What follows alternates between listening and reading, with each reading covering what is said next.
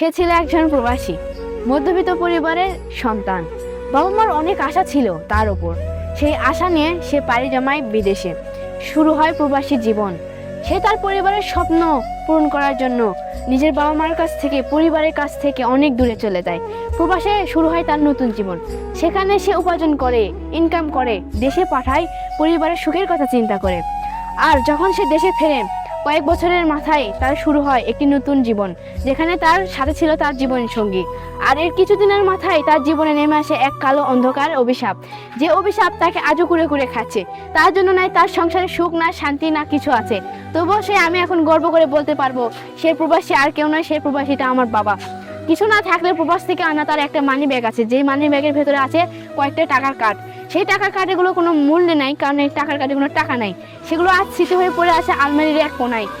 তারপর দেখে বলতে পারবো আমার বাবা একজন প্রবাসী ছিল। আর প্রবাসীর দুঃখ কতটা সেটা আমি সন্তান হিসেবে বুঝতে পারছি।